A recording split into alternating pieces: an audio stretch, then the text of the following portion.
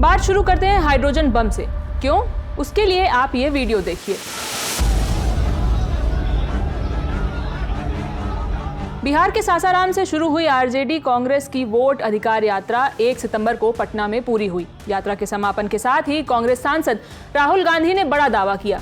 कहा कि वो जल्द ही एक हाइड्रोजन बम लेकर आ रहे हैं, जिससे कथित वोट चोरी की सच्चाई पूरे देश को पता लगेगी। राहुल ने कहा कि जो जानकारी वो आगे लाने वाले हैं, उसके बाद प्रधानमंत्री नरेंद्र मोदी देश को चेहरा नहीं दिखा पाएंगे। बीजेपी के लोग अच्छी तरह सुन लीजिए। भैया, एटम बम का नाम सुना आपने? सुना है एटम बम का नाम? उससे बड़ा क्या होता है? उससे बड़ा क्या होता है? एटम बम से बड़ा हाइड्रोजन बम होता है। होता है नहीं होता है? माधवपुरा में हमने एटम बम दिखाया था। बीजेपी के लोगों तैयार हो जाओ, हाइड्रोजन बम आ रहा है। हाइड्रोजन बम आ रहा है, तैयार हो जाइए। आपकी जो सच्चाई है, वोट चोरी की सच्चाई है, वो पूरे देश को पता लगने जा रही है। राइट? बिहार की जनता, बिहार के युवा, बिहार के महिलाओं से मैं धन्यवाद करना चाहता हूं। ये क्रांतिकारी प्रदेश है। इसने पूरे देश को मैसेज दिया कि वोट चोरी नहीं होने देंगे। और ये जो आपने बिहार में किया है, हमारी जो मदद की, ये पूरे देश में फैल गई है, कोने कोने में फैल गई है।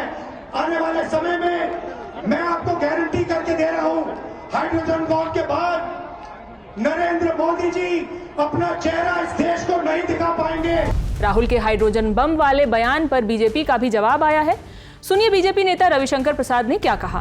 गन्ना को लेकर उनका कर्नाटक का एटम बम था तो फुस हो गया। वो दिवाली का एक छोटा पटाखा भी नहीं निकला। वो क्या हाइड्रोजन बम की बात कर रहे हैं। तो राहुल गांधी को जब भी सुनता हूं, संसद के अंदर या संसद के बाहर, तो मुझे कई प्रकार के एंटीना को खोलना पड़ता है उनकी बात को समझने के लिए। आज उन्होंने कहा मैंने एटम बम फोड़ा है, अब मैं हाइड्रोजन बम फोड़ूंगा। अभी तक तो दुनिया में हाइड्रोजन बम नहीं फटा है, तो राहुल गांधी फोड़ने की बात कर रहे हैं। अगर चुनाव के गन्ना को लेकर उनका कर्नाटक का एटम बम था तो फुस हो गया। वो दिवाली का एक छोटा पटाखा भी नहीं निकला।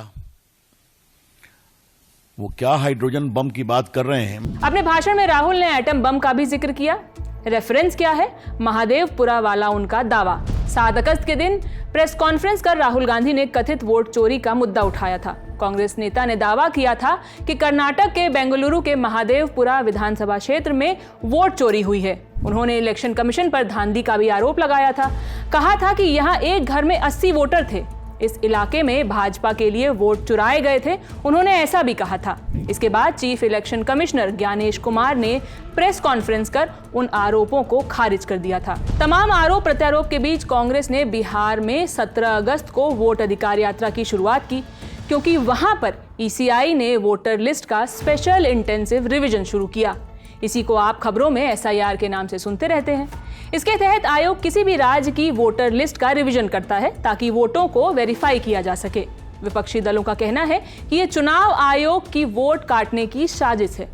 इन्हीं आरोपों के साथ कांग्रेस के नेतृत्व में विपक्षी दलों ने बिहार में यही वोट अधिकार यात्रा शुरू की थी। सासाराम से ये यात्रा शुरू हुई। औरंगाबाद, नालंदा, गया, नवादा, लखीसराय, शेखपुरा, मुंगेर, भागलपुर, कटिहार, पूर्णिया, अररिया, सुपौल, मधुबनी, दरभंगा, सीतामढ़ी, चंपारण, गोपालगंज, सिवान, छपरा और आरा होते हुए पटना में समाप्त हुई। इस यात्रा के दौरान राहुल गांधी और तेजस्वी यादव ने 1300 किलोमीटर का सफर तय किया और विभिन्न जनसभाओं को संबोधित किया। 1 सितंबर को हुए समापन में राहुल गांधी और तेजस्वी यादव के अलावा इंडिया अलायंस के अन्य वरिष्ठ नेता भी पटना में मौजूद रहे। खबर यहीं तक। अब ट्रिविया। क्या होता है हाइड्रोजन बम?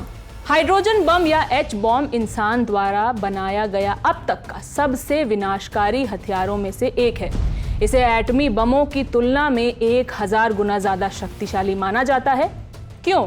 ये जानने के लिए आपको समझना होगा कि एटम बम क्या होता है। नागासाकी और हिरोशिमा में अमेरिका ने 6 अगस्त 1945 को जो बम गिराया था वो एटम बम था। इसमें यूरेनियम या प्लूटोनियम जैसे रेडियो एक्टिव एलिमेंट के अंदर मिलने वाले परमाणु को 2 हिस्सों में तोड़ दिया जाता है। इसमें बहुत सारी ऊर्जा निकलती है जो हमें ब्लास्ट के रूप में दिखती है। इसलिए एटम बम को आम भाषा में फिजन बॉम्ब भी कहते हैं। फिजन यानी टूटना। इसके उलट हाइड्रोजन बॉम्ब एक फ्यूजन बॉम्ब होता है। फ्यूजन यानी जोड़ना। इसमें हाइड्रोजन सरीखे एलिमेंट ड्यूटेरियम के परमाणुओं को आपस में जोड़ दिया जाता है। इसमें भी बहुत सारी ऊर्जा निकलती है जो एटम बम से निकलने वाली ऊर्जा से भी ज़्यादा होती है। कितनी? इसका अंदाजा आप इस बात से लगाइए कि सदियों से आसमान में जो सूरज जलता है वो फ्यूजन की क्रिया होती है।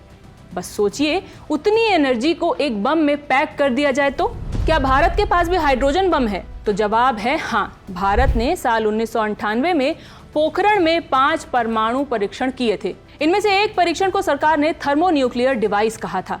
जानकार कहते हैं कि हाइड्रोजन बम ही था, लेकिन आधिकारिक रूप से कहा नहीं गया, कभी नहीं। हाइड्रोजन बॉम्ब रखने या सफल परीक्षण करने की पुष्टि भारत सरकार ने कभी नहीं की है। लेकिन घोषित रूप से हाइड्रोजन बॉम्ब रखने की फहरिस्त में शामिल है अमेरिका, रूस और चीन जैसे देश। उत्तर कोरिया ने भी दावा किया है कि उसने हाइड्रोजन बम का सफल अंडरग्राउंड परीक्षण किया है। इस खबर में इतना ही। इस खबर को लिखा है मेरी साथी प्रगति ने। मैं हूं शिवानी। बाकी खबरों के लिए देखते रहिए द ललन टॉप। शुक्रिया।